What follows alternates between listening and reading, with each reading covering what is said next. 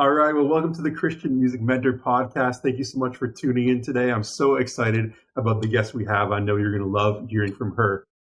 It's a singer, songwriter, and worship leader who's from the Dallas, Texas area. She's radically saved. She's going to talk a bit about that today. And she writes for the church, but also releases Americana roots music that has really opened some doors for her to get into places and venues to really share Jesus with those who maybe wouldn't set a foot in the church and are very hurt and lost. She has a love for worshiping God, writing music, empowering worship leaders and songwriters, a mom of two, a wife to Will, and also a Dove Award-nominated writer that is an artist like Selah, Micah Tyler, Corey Voss, records songs she has written. It's amazing. And she's also just a great person and a friend of mine. So welcome, Crystal Yates here. Crystal, great to have you. Thank you, Brad. And I was just commenting on, I should have you write my bios for me from now on because that was awesome. Yeah, Thank you. People just little off things. It's like, oh, wow, that's interesting how that all comes I'm like, oh my gosh, I am a mom of two. That's amazing. Well, thank you so much for being here. Love that you're willing to come and part to our guests and listeners. And I always love to start just at the beginning of the story. And we have lots of aspiring and, people who are also doing worship leading, independent artist stuff, songwriters who are in worship in the church, but also in mainstream. And so I love just sharing people's journey so we can be inspired. Maybe they might be at step 2 of your journey right now and really relate with that. So let's start from the beginning. What was childhood like for you? Did you have music in the home? What was it like? And did you have any spirituality in the home, or what was that like growing up? Well, I definitely grew up unchurched. I was in the Panhandle, Florida area. If you've ever been to the Destin beaches and Fort Walton, Panama City, Pensacola, that area is kind of where I'm from. But in that area is a very strong influence of rootsy type music, like very Americana country, but also soulful. And there's, right next door is Louisiana, which is jazz. And so very rootsy, soulful music. I grew up listening to country. I was not churched. My home, we didn't go or attend or were never members. I would go to vacation Bible schools during the summer. And when I would visit my granny, she was is a Pentecostal prayer warrior. So I had one grandma that I say has a spit cup on the ironing board, and the other was a Pentecostal prayer warrior. And I'm somewhere in between.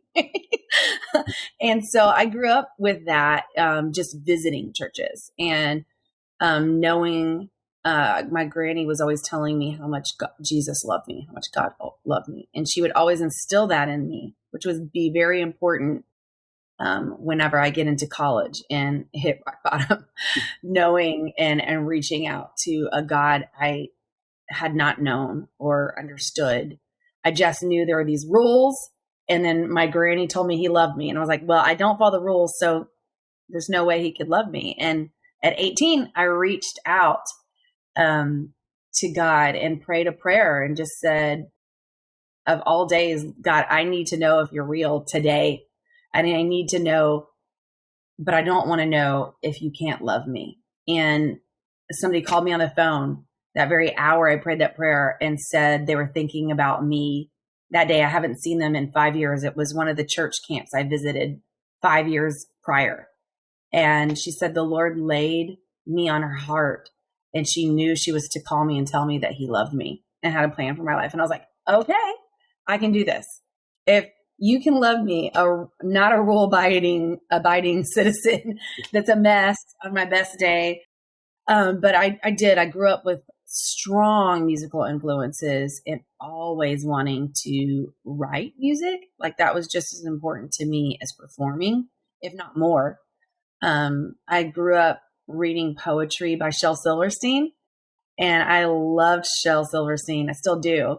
And I found out he was a songwriter as well and wrote A Boy Named Sue by Johnny Cash.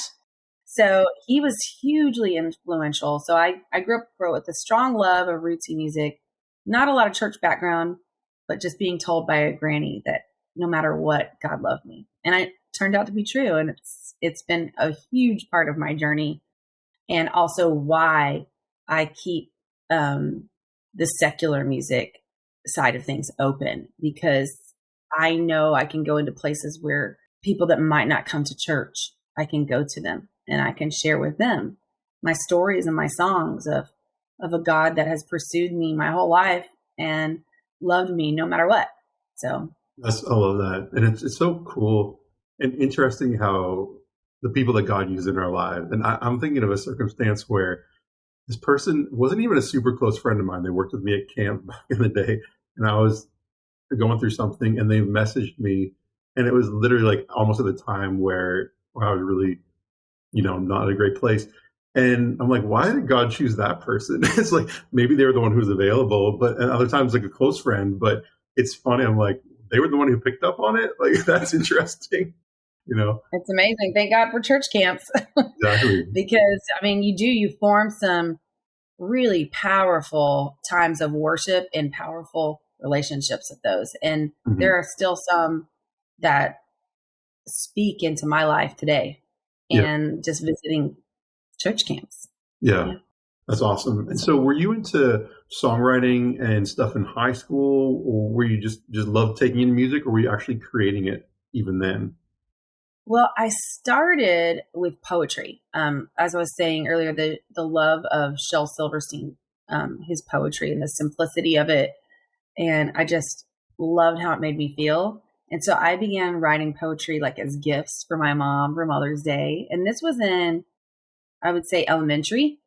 And through middle school, I really did not know if I was a soloist type singer until the end of high school, because I was in choirs, but I never got picked for solos because this is classical music. So I never got in these select groups. I never got chosen. And just kind of by divine providence, it was crazy. I end up getting nominated by my senior class for our school beauty pageant. Mm. And you had to have a talent. And I was like, gosh, I love singing. I love it so much. And so I ended up performing oh wow, this is going to really date me, an old country song by Reba McEntire called Why Haven't I Heard From You? And when I did it, one of the judges was the head of the Fine and Performing Arts division at the college, a local college. And he ended up approaching me afterwards and asking, would I come and try out for their select group that they have and try to get a scholarship and I had already been offered a softball scholarship. And so I was like, well, I've been offered the softball scholarship, but I have not accepted it yet. And I really think I would like to come try that. And I found out he was a worship pastor at a church as well. And so God was just working all things together. I mean, he really was. And in this music program, I ended up accepting a scholarship with them, is where I met my husband, Will, who pretty much is my right-hand person. And hopefully I'm his at times. But I could not do music without him. He produces, he plays every instrument. So that was a key component in my life as well, is meeting him in that Fine and Performing Arts division at this college, this local college. And so, yeah, music was always there. I always had a love for it, but I didn't know until way later if I could even do it. I had always imagined myself and dreamt of doing it. But until I did this performance, it was like afterwards, all these people came up, and even my choir director, all these years that I had been passed over for select groups and solos, said, I didn't know you could sing like that. And I said, I guess I didn't either, And it was just really, really a beautiful experience that was very life-changing for me, because it changed everything. I went from sports to fine arts, which is a total shift. Yeah, So. That's awesome. And so you do worship. You have a ton of stuff happening in that area. You also do this Americana roots music. How did you get into that? And where was the first place that you started really getting involved in that, or like playing in a bar or something like that? Yeah. I was in Florida. There's not a lot of opportunities for live music except for kind of like dance music, rock music at the bars there. There's not a lot of singer-songwriter places in the Panhandle of Florida. At least when I lived there was not any listening rooms or much opportunity for that. So we started feeling called. We were in ministry now. I had this total life change. I meet my husband. We get married at 20, start having babies right away. are thrust into music ministry, and I thought that was it. Like, I thought, oh, I'm saved now. I just need to stay in the church and do church music the rest of my life. So I did that for about, I would say 8 years or so. And then I started feeling called to start writing just songs about life and love and hard times, the trials. And of course, Americana roots and country kind of really lend itself, to that. And so I started writing these songs, but doing nothing with them. And I kept writing songs for the church and developing as a songwriter these 8 or 9 years. It was a very kind of hidden years, secret place years. And I mean, for almost a decade. So anybody out there, just let me encourage you. I did not start my career until after my 30s. And so if that's you, if you're a mom and you still have those aspirations, hang on, let God do his thing in your life. There's no expiration date with him. There's not. And so anyway, I start writing, and I'm writing songs about life, writing for the church. And then we start feeling called and pulled to Texas. And then there's a connection that we make to come to Texas and work at a church here. And as we began working for this church, I started getting a lot of people encouraging me to go out, And so and I was like, well, wait a minute, this can't be the Lord. And they're like, no, the Lord needs like people stepping foot in places around here that know him, that believe him, that have had their life transformed. And I was like, I started to entertain that idea that maybe God was calling me to do this, and began praying about it. And then this lady that owned a wine bar in downtown McKinney, where we were living at, had an event, and she invited me. It was the first, because I started trying to get in places and I couldn't, and nobody knew who I was. I really didn't have any recorded music. And so this woman hears about me, that I'm looking for a place to sing, and invites me. And it was an amazing night. And so she invited me again, and we started building this community within, and that were believers and non-believers in this little wine bar. And then I started getting offered to do more things, because kind of word starts getting around, like, oh, this girl, yeah, why don't you have her come sing at your place? She'll do a great job. And so we get invited, and it kind of just opened and presented itself. And I haven't stopped pursuing it since. I mean, I don't do it on level, a level like, a famous level, but I do it in this indie way that is really refreshing for me. And it gives me some control over saying yes and no for things, and, and being at a church, centered at a church. So I'll invite the church people out and say, hey, come be God's people out in these places, and then I'll invite the people in these places to church. And it's been an amazing journey, and watching God do things that only he can do. And just so blessed to be doing it, but it's not been easy. It's a lot of hard work. And especially since COVID, I mean, after walking through that, and now people are wanting live music again. And I was telling you before we hopped on that, hey, you're catching me at a good time, because I'm getting busy now. Yeah. And, so, yeah. Love that. That's so awesome. I love how you talked about just the way that, maybe you're not the most famous artist in the world, but you're famous in your spheres, and you're doing it in a way that works for you, which, for some people, it's like, yeah, labels for them. For other people, it's like, that would be their worst nightmare. Which is like, right. We all heard stories of and people. I really prayed about that. And I thought, God, I think for me, it's better for my heart to have some control, and not that you don't with the label, but you have more control if you're working for yourself. You get to, and it is harder work, because now you are your marketing team. You've got to, arrange your photo shoots. So it's not glamour. I mean, it's a lot of work as an independent artist, but for me, it's very rewarding and refreshing, because I'm going into some places that other people might not go into. And so at the end of the day, you have to know who you are as an artist and what your calling is. And that's important. And don't move from that. Know it, understand it, write it down the vision, write it on a piece of paper somewhere, what you're wanting, because and then also too, I probably did think I wanted a label, for a long time in my life.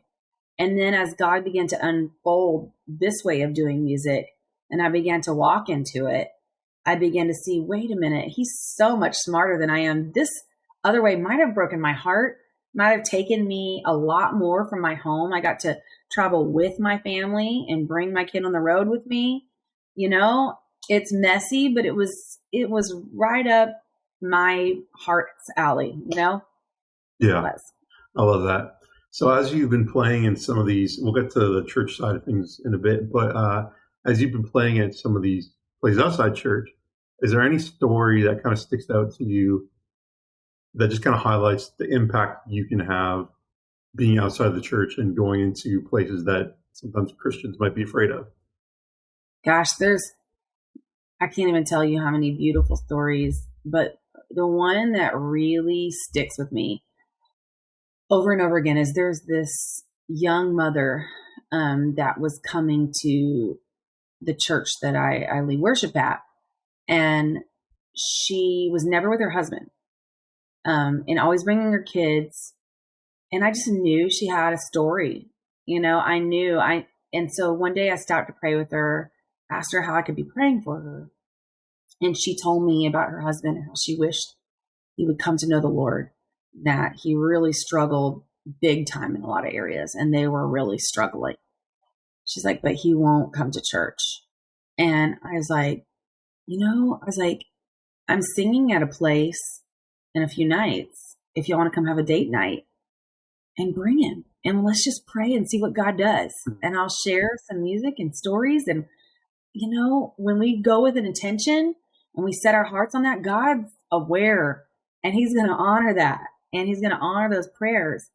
And so we go together and she brings him, he comes, cause it's this top floor of a bar.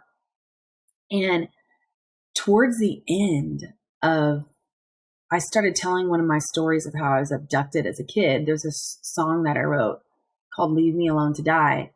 And I started telling how I wasn't churched, but I had a granny that told me if I was ever in trouble, I could call upon the name of the Lord, which is Jesus, and that he would save me. So when I get abducted, when I'm like 5 years old, I start calling upon the name of Jesus. And this man who is taking me farther and farther back in the woods stops. And he was like, do you want to go home? And I said, yes. And he turned around about face and never laid a hand on me, never took me one more step farther. And we were gone for hours. So it took a long time to get back to my house. He led me through this little path where I could see my home. I was abducted at a store. So he knew where I lived.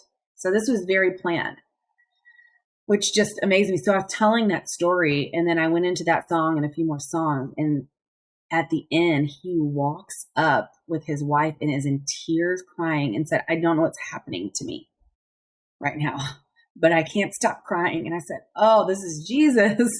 I said, I'll pray for you. And there were other believers there, and we began praying for this man, and he accepted the Lord. He came to church. He got baptized. And, I still cry about it today, because I just see the benefit to this calling. And I know it's not glamorous and, but I see God show up. Yeah, that's so good. That's so powerful. And even with some people I know around here, it's so good to be around people. Jesus was a friend of sinners. It's like sometimes we think that being Christ-like is just being holy, which it is. You can be holy, but being Christ-like is also being holy around everybody. And yeah, he went to weddings and feasts and parties. Yeah, he sat with sinners. That was what he was known for. And it's crazy. People I know here who are moving back to church, and they're scared to come. And it's like, if you only knew the love that was there, but they need a bridge to get there because they've either been traumatized or have just stereotypes. Yes. And hurt. And so people need a bridge before they can get there. And also, too, we got to remember the church is not perfect. There's only one that's perfect. His name is Jesus. And the church is called to follow him, but they're not going to do it perfectly. And I guess for me, not being raised in church and with church hurt, it's not that I haven't experienced it. I just don't assign it to the Lord. I'm like, These are people on their best day. I'm people on my best day. And we have to remember that when we walk in the doors and, give grace. It just gets hard. I think it's harder and it's more personal when we get hurt at church, I think. And so having forgiveness for the church is a huge part of staying and being part of that community. They need grace just as much as people that don't go to church. Yeah. We do. We have to give each other grace. We have to be able to talk about our relationship problems in church just as well as we do, with people outside of it. And I pray that God's kingdom would come and his will be done on earth as it is in heaven. I think that kind of intention, again, of just understanding that church people are people, Yeah, that's so true. That's so true. And I have the same experience because I've had some great ministry experiences and some traumatizing ones. And if you stay in ministry for a minute, you're gonna have it. Yeah, you're with people, but to know like these are people, and it's not, Yep, it's true. Find healthy people, I heard something I did a conference and I was on this panel discussing things, and I cannot remember his name. Tim Timmons. Tim Timmons, yeah. Tim Timmons, yes. He was on this panel discussion, and he said something that really resonated with me is when we're trying to build our own kingdoms and somebody threatens that, or we threaten somebody else that's trying to build their kingdom, that's where the problems start happening. I was like, that's so good. Mm. And so when you're building God's and you realize that, you can let your defenses come down and not get as threatened. Yep. And other people won't get as threatened. But when you start trying to do your own thing and not looking for the unity, yep. That's when things get a little wonky, I think. Totally. Yeah. That's awesome. So let's go over to the church side of things. So when hold on. Fly in here, practically. Sorry, if you see me shooing, there's a fly that has gotten in. The door has been left open. I think the dog and the kids are outside in the yard. And in Texas, y'all got some big bugs down there. Oh my gosh! Yeah, our spiders wear shoes. They wear tennis shoes. So when did you first get into worship leading then?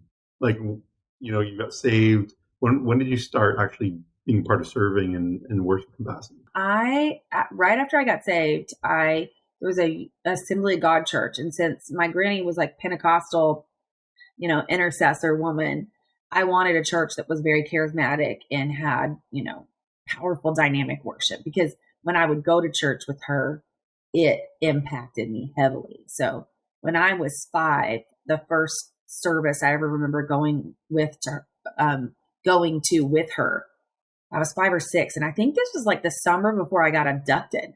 So this was very, instrumental, if you will. Hearing this music and hearing what she's telling me about the Lord impacted me when I got abducted. And so I go to this service and I hear this husband and wife on the platform, and it's a night of worship and they're leading worship. And I was like, I'm supposed to do this when I get older. I'm supposed to be her married to this man. It was strange. It was so surreal. It was as if I was watching a dream that was supposed to be real, and I never forgot that. So right after I got saved, I wanted to get plugged into this Assembly of God church that was down the street from where I lived. And so I started attending and just, my heart would leap thinking about leading people in worship and making people feel the way and impact people the way I was impacted as a kid. And so I quickly got involved. We started leading in students first, and then I joined the choir. I got involved in the choir, and then I started getting opportunities to lead songs in the choir as well. And then I got put on the praise team. That's what we called that thing. Not the worship. We call it the worship team now. But when I got involved, it was called the praise team. And so I was part of their praise team and started leading more there. Will and I started making a transition over from students when he got offered to lead worship every Sunday. It happened one Sunday. They asked him to do it, and hey, y'all lead worship. And then it was from there on out, he was doing it. And so then he ended up getting a job on the staff. And I started writing for our church. I started writing songs for the choir. I still love choir music. If you ever hear songs that I write, like for the church, they're going to have parts. they're going to be singable for a choir. Like I hear choirs when I write. And so just started writing for them and singing with them. And that's kind of, the rest is history. I have not stopped doing it since. Yeah, that's awesome. I love that. And then songwriting wise, so you got saved, and then did you write immediately Christian songs, or did that flow? How did that flow about? And you write a lot of worship songs now too. And even today, do you write a mixture of both, or how do you flow with both those things together? Yes, and I think sometimes it's very seasonal. Like when I first got started writing, I was in love with Will, and so I started writing love songs for Will. And then after that, and I get, I got saved, and I'm getting involved in church. I'm like starting writing songs for the Lord, and so that kind of went from love songs to love songs for the Lord, and songs of worship and praise. And we recorded. It was really neat. Like the Lord just began sending people to us saying, "Hey, I feel like I'm supposed to invest in an album you want to record." And I said, "How do you know that?" Because we were so struggling as a young couple. I mean, we couldn't rub two pennies together. And people just started coming out of the woodwork. And so the Lord was using his people to encourage me. So we recorded this little album called Dwell Here, and we did it at a local studio. And then one of the songs ends up, I saw this thing for there was going to be this choir recording, and they were going to pick a song by somebody who is not known. And so you could send your songs in. I was like, I'm just going to try. And we got picked. And this guy who was a Dove Award winner arranged it, and this huge mass choir sang it. It was a song called Merciful Ways. So I began to think, okay, maybe I'm supposed to do this, And so it was just kind of one step after the other, but it was more of just doing it in the secret place first and for my local body. And then once we moved here and people started encouraging me to go out, but before they started encouraging me to go out, I started feeling called to write songs about life. I had a friend that walked through 17 years of her husband being unfaithful to her. And I was like, that's a country Americana song right there. I'm writing that to encourage her and empower her. And so I wrote a song called Goodbye Letter. That song, people start telling me when we do it out, they're like, this song is really good. You should enter this thing called Texaco Country Showdown. And I was like, and I keep hearing it. And so I thought, you know what, maybe this is the Lord. I'm going to humble myself and do it, because I did not want to be one of those contest people. Not that there's anything wrong with that.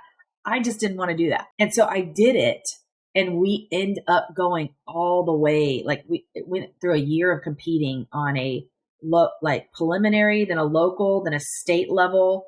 And then from the state, we went to the regional, and then we won the regional. We were one of the 5 finalists at the Ryman in Nashville. And we ended up winning $100,000 for this song that I wrote for my friend. And it was like the Lord again saying, here, take this money now and invest back into the music again. So first he brought people, and then he allowed us to sow into what we're doing. And we use that as a year's income to learn how to steward our gift and do more shows out. And so at the beginning, I didn't say no hardly at all. I would take almost anything because it was hard to get in. So I went through a season of writing a lot of Americana rootsy music, but I would still write worship. And so they would kind of ebb and flow. Sometimes it would be more songs about life, and then it would be more about church songs for the church. And I'm probably in a season right now where I'm writing more for the church. And I have been, but in the last couple of weeks, the Lord's been kind of stirring my heart to pick back up some songs about life. And I've been getting some ideas of just some songs I can do when we go out as well. Because I'm thinking about, as a writer, which I think is really important, if you're an artist or a writer, it's super important that you know who you are, and you know what God's done, and you know what you want to say. I would say those are the 3 most important things. Like, first, you know what God's done, but then you know who you are. And then you know what you want to say, what you have to say to somebody. And whether that be as you as an artist, or just in a song, because you're communicating and serving people. So I've always kind of approached it of, serving and ministering to the Lord, but also serving and ministering to his people. Mhm. And so I've always kind of kept that, or it's always been at the forefront of my mind, and songs naturally flow out of that desire to communicate. Yeah, that's so It good. kind of ebbs and flows. Yeah, that's great advice. My next question is going to be, what advice would you have for aspiring artists and songwriters? And that was a great answer already. That'd be it. Know what God's done. Never forget it. Never forget it. Never stop writing songs about that. Like, if you'll see, like, a lot of the songs that I've mostly, I don't say this, but if I've had any success, it's been these testimonial songs, because we don't ever want to forget what he's done. We want to celebrate.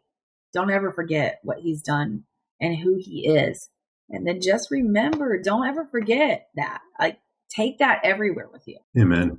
Amen. Well, I think that's a great marker to end off with. Great advice. So if people want to connect with you, follow you, where can they find you on Instagram or on the internet? Yes. You can go to Crystal Yates Music on Facebook, Instagram. I do have a TikTok. I was going to ask you if you're on TikTok. Oh. I do have one. I'm trying to think what my name is there on there. Hold on. I think it's Crystal Yates, but I've only done one TikTok because I'm terrified. Because I'm trying to decide. I don't want to do the things where not that there's anything wrong with, I'm not that. That's not me. I'm trying to figure out. And so I'm trying to be me on TikTok, which sounds kind of boring. No, that's the thing. And so share it, and then we'll talk about TikTok for a minute. Okay, it's Crystal Yates Music as well. I've got one little TikTok video on there with a bunch of my girls that I sing with that are bilingual. Yeah. And I just decided, I was like, you know what? I'm just going to carve out some time, and not because I want to be on TikTok or be on social media, but because I still desire to communicate. So I'm thinking, what do I want to communicate on there? And I was like, I want to encourage people. So I'm probably going to do some little music videos and some encouraging words, but I don't know how to do all the, and all that kind of stuff. Yeah. I ain't got that kind of time. I'm still wifing and momming and working. Some people are really into it. They put a lot of time and effort into it. That's the thing. And I gobble it up. I love watching. It is very, some things are super empowering, and yes, do you on there. If that's what you do, do you. But that is not me. So I'm just recording some songs, but please come follow me. Come find me. Come say hi. And I love encouraging people. I will get on there and message with people as long as you ain't crazy. We were talking about this snake lady. There's a lady, literally, I met her on social media, and I saw these pictures with her, like a snake wrapped around her neck. And I was like, and it was called like snake heel. And the boa constrictor was squeezing her throat and helping her eat. Oh my gosh. Yes. There are moments where I meet people that I'm just kind of like, okay, no. But, Lord loves everybody. I mean, like he does. He loves everybody. But some of us need deeper healing. Yes. That's awesome. And so music-wise, you're playing out live more. Do you have any gut feelings or plans for future projects, or is that just kind of waiting to see at this point? Yes. Okay. So I'm really excited. A new song I wrote with my friends, Charity Gale. She's doing awesome things. I just love seeing how God is using her to minister to the body. I mean, she knows how to bring an atmosphere of worship into a room. So we went on a writing retreat. It was Charity and her husband, Ryan Kennedy, this guy named Jarrell Comedy. And then I believe it was me and Jarrell. Yes. It was all four of us wrote a song called Seed of Faith that came out of, I stayed in the hospital for about a month with COVID, and I wasn't sure if I was going to be able to sing again or live. I mean, it was very up and down. It was very scary. And then I was on oxygen for like a month and a half after that. I even went into the writing retreat I did with them on oxygen. Like I had my little tank carrying around and writing and doing my best to sing. It was really hard.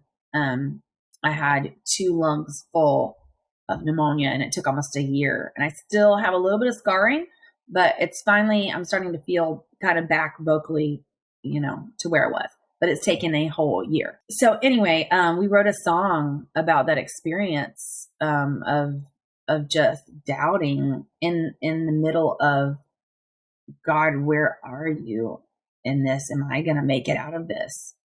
And I didn't ask him that question until about day 10 when I wasn't getting any better and I was getting worse.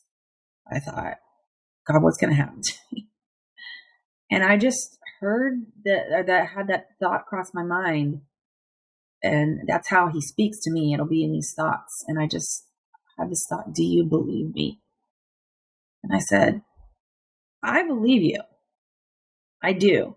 I don't know that I trust that I'm hearing you or trust that I even have enough faith. And the Lord reminded me of something I had said on a podcast. I had told these friends of mine that faith can only be activated in the presence of doubt. If doubt wasn't there, you wouldn't need faith. And we know that faith is the only way that we can enter into heaven. And without faith, it's impossible to please God. So I remembered that. And I said, okay, I'm just going to say it. I don't believe it right now because this is scary. And these alarms are going off. I can't see my family. I was isolated. The only people I saw could barely even understand them. They had masks on and shields. And I was just like, this is my worst nightmare. I have had a fear of dying and dying alone for a long time. And here I am, face to face with my giant, my biggest giant. And I just hear the Lord say, do you believe me? And I said, I'm going to say it out loud. I don't feel belief right now. I don't feel it. But I'm going to activate my faith and say, and so I said it out loud. I said, God, you can heal me. You can get me out of here. You can. And I just began saying that. And then I thought, will I sing again? And when I asked the Lord, will I sing again? I just heard that little small voice again say, sing now. And my door was closed. And I had just been talking to Charity the night before and I had to get off with her because my alarms were going off because talking was making my oxygen go plummet. And I thought, I can't sing right now. I can't even talk on the phone.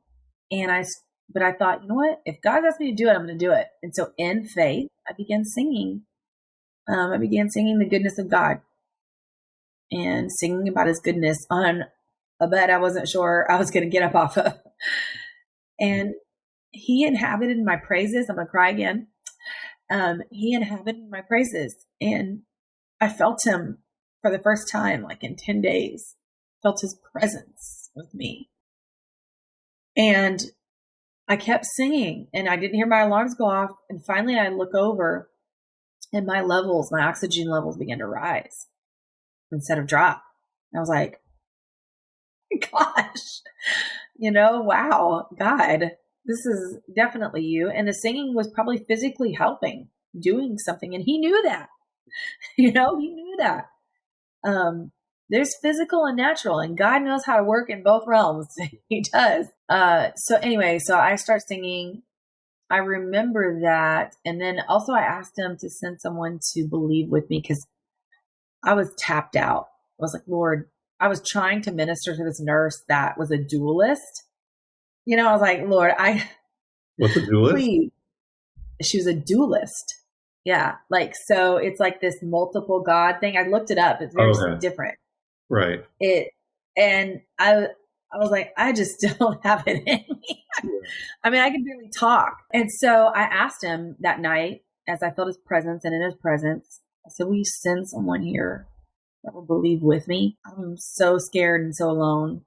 Please, I just need somebody with skin on. I know you're here, but if you could, well, that next morning I get, I don't know what the correct tense, awakened by these hands reaching down to start caring for me and giving my meds. And I was like, hey, who are you? And she's like, I'm Stephanie. I'm your nurse today. And she was like, I got assigned to you last minute. I was like, yeah, because I was expecting the duelist girl to come back the next day. She goes, yeah, she's not going to be here today. She got changed to ICU last minute. And I know when I get assigned to somebody last minute, she goes, that's God. She's like, you're my mission from God today, and you're going to get better, and you're going to get out of the hospital. And then I fell asleep, and she put all these scriptures, Post-its with scriptures all around my bed. And I just broke. And I was like, you are here with me. And so I went into that writing retreat, long story short, with Charity and Ryan and Jarrell. And we wrote a song called Seed of Faith, because I told them about the field of doubt is required to plant our faith into. Like if there's no doubt, we don't need faith. So to activate our faith, we have to be able to reach out beyond what we see and believe. And so doubt is the field we plant our faith, our seed of faith in. So this song, Seed of Faith, I just shot the video for it in Houston. Jarrell Comedy is singing with me on it. And Jarrell, you're going to love his voice. I mean, he's incredible. And he has a powerful story.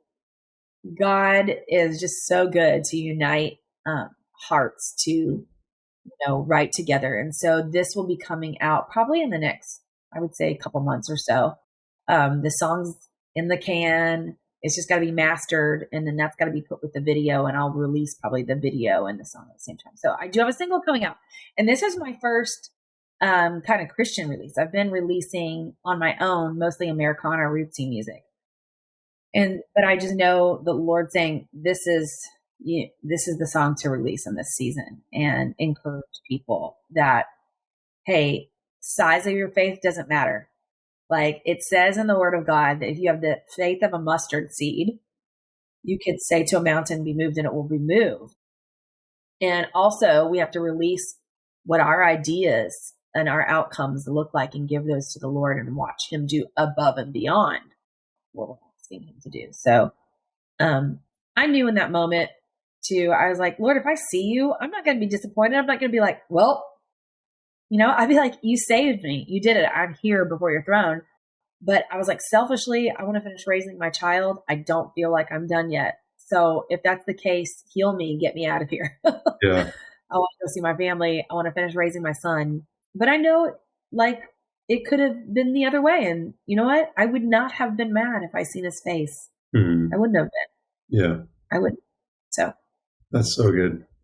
I'm glad we got to remember that story, because that was powerful. That's so good. So good. Well, thank you so much for being here, and bless you and your family. And I love Will.